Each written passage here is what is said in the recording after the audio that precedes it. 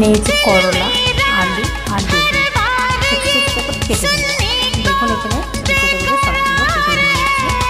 আমি কিন্তু চচ্চড়ি রান্না করবো, তার জন্য আমি কড়াইতে দিয়ে দিয়েছি। এগুলো সবগুলো ভালো করে আর এখানে একটা মশলা করে দেবো, দেখুন ভালো করে একটু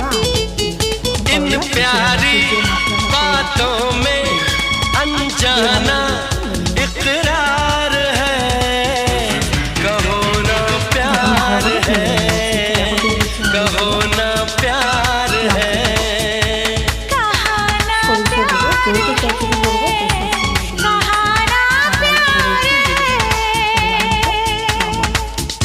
দিয়ে ভালো করে দিয়ে আমি ভালো করে ভেজে দেবো।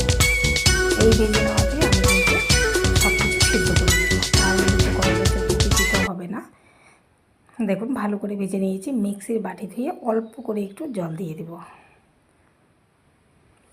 জল দিয়ে দিলাম। দেখুন চচ্চড়ি আমার একেবারেই রেডি।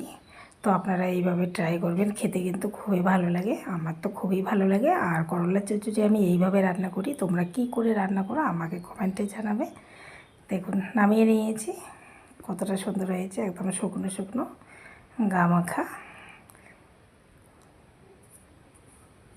তো টাটা, সবাই ভালো থাকবেন, সুস্থ থাকবেন।